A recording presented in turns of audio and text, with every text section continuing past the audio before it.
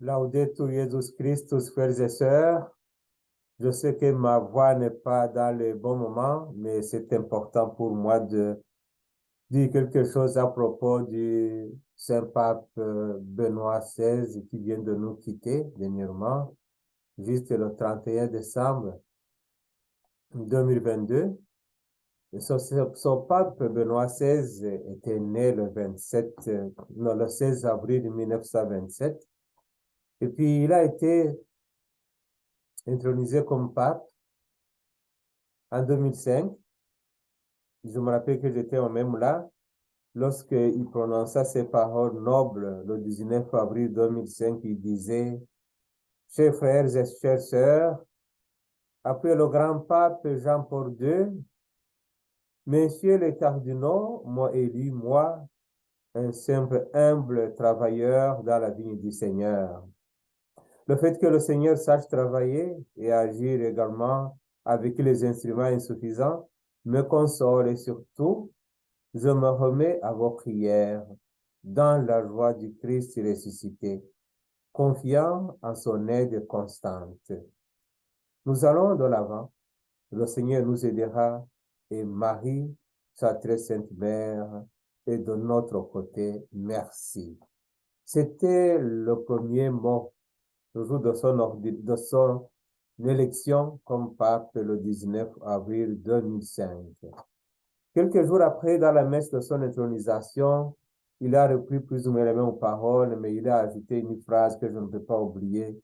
Lorsqu'il a dit: priez pour moi afin que je ne puisse pas fuir devant les loups. Priez pour moi que je ne puisse pas fuir devant les loups. Alors, il a été pape pendant 8 ans.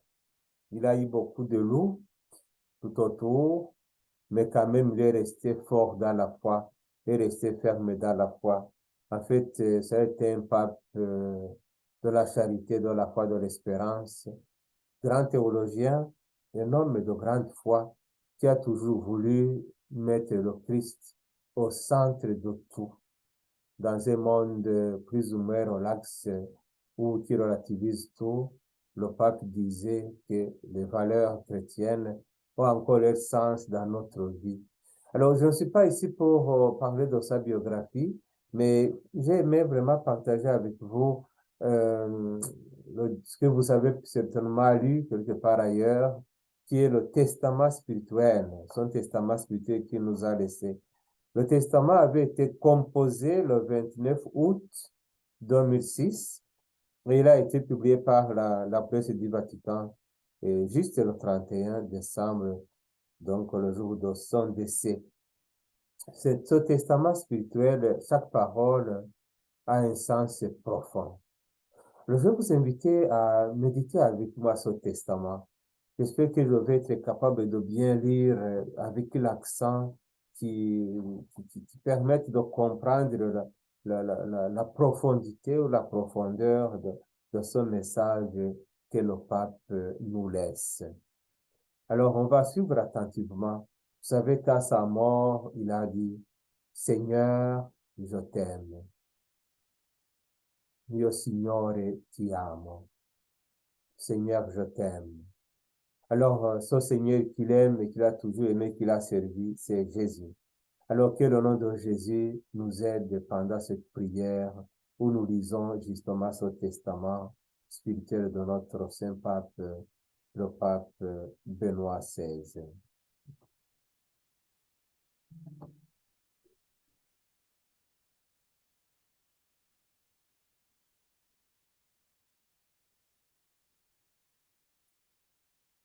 Je vais commencer la lecture de ce bon message.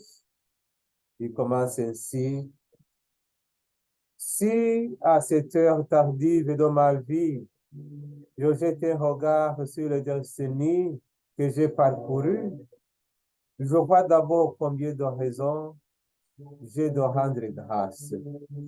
Tout d'abord, je remercie Dieu lui-même, le donateur de tout bon cadeau, qui m'a donné la vie et m'a guidé à travers divers moments de confusion, me relevant toujours quand je commençais à glisser et me redonna toujours la lumière de son visage. Avec le recul, je vois et je comprends que même les parties sombres et fatigantes de ce voyage étaient pour mon salut et que c'est en elle qu'il m'a bien guidé. Je remercie mes parents qui m'ont donné la vie dans une période difficile et qui, au prix de grands sacrifices, m'ont préparé avec leur amour un magnifique foyer qui, comme une lumière vive, illumine tous mes jours jusqu'aujourd'hui. La foi lucide de mon Père nous a appris à croire, nous ses enfants, et il a toujours tenu bon au milieu de toutes mes réalisations scientifiques. La profonde dévotion et la grande bonté de ma mère sont un héritage pour lequel je ne saurais la remercier suffisamment. Ma sœur m'a assisté pendant des décennies de manière désintéressée et avec une attention affectueuse. Mon frère, avec la lucidité de ses jugements, sa résolution vigoureuse et sa sérénité et la sérénité de son cœur m'a toujours ouvert la voie. Sa constante qui me précède et m'accompagne, je n'aurais pas, sa constance qui m'accompagne, je n'aurais pas su trouver le bon chemin.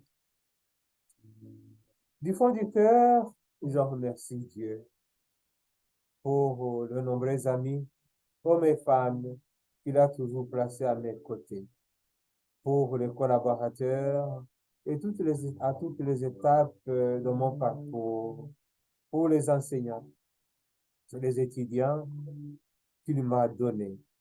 Je le confie avec gratitude à sa bonté et je vais remercier le Seigneur pour ma belle patrie dans les Préalpes bavaroises, dans laquelle j'ai toujours vu briller la splendeur du Christ lui-même. Je remercie les gens de ma patrie, car c'est en eux que j'ai expérimenté encore et encore la beauté de la foi. Je prie pour que notre terre reste une terre de foi. Et je vous en prie, chers compatriotes, ne vous laissez pas détourner de la foi. Et enfin, je remercie Dieu pour toute la beauté que j'ai pu expérimenter à chaque étape de mon chemin, mais surtout à Rome et en Italie, qui est devenue ma dernière maison. À tous ceux et celles que je lésés, d'une manière ou d'une autre, je demande pardon de tout mon cœur. Ce que j'ai dit auparavant à mes compatriotes, je le dis maintenant à tous ceux qui, dans l'Église, ont été affectés à mon service. Restez fermes dans la foi. Ne vous laissez pas troubler. Il semble souvent que la science, les sciences naturelles d'une part, et la recherche historique, en particulier l'exégèse de Saintes Écritures, d'autre part, soient capables d'offrir des résultats inévitables en contraste avec la foi catholique. J'ai vécu les transformations des sciences naturelles depuis longtemps et j'ai pu voir comment, au contraire, des certitudes apparentes contre la foi se sont évanouies, se révélant être non pas des sciences, mais des interprétations philosophiques ne relevant qu'en apparence de la science. Tout comme, d'autre part, c'est dans le dialogue avec les sciences naturelles que la foi aussi a appris à mieux comprendre la limite de la portée de ses revendications et donc sa spécificité. Depuis 60 ans, j'accompagne le chemin de la théologie, en particulier des sciences bibliques. Et avec la succession de différentes générations, j'ai vu s'effondrer des thèses qui semblaient inébranlables, se révéla de simples hypothèses. La génération libérale, la génération existentialiste, la génération marxiste et tant d'autres. J'ai vu et je vois comment, à partir de l'enchevêtrement des hypothèses, le caractère raisonnable de la foi a émergé et émerge encore. Jésus-Christ est vraiment le chemin, la vérité et la vie. Et l'Église, avec toutes ses insuffisances, est vraiment son corps. Enfin, je demande humblement, priez pour moi, afin que le Seigneur, malgré tous mes péchés et mes insuffisances, me reçoive dans les demeures éternelles. De tout cœur, ma prière va à tous ceux et celles qui, jour après jour, me sont confiés. Benedictus Pipi XVI. Tel donc est le testament spirituel de notre pape Benoît XVI. Et je confie ces belles paroles aussi à votre cœur pour que cette belle méditation nous aide à comprendre quel est le témoignage de foi que nous laisse le pape Benoît XVI.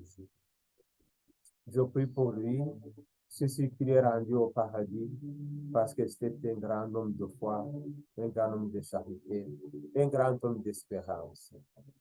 Et que le Seigneur vous bénisse aussi.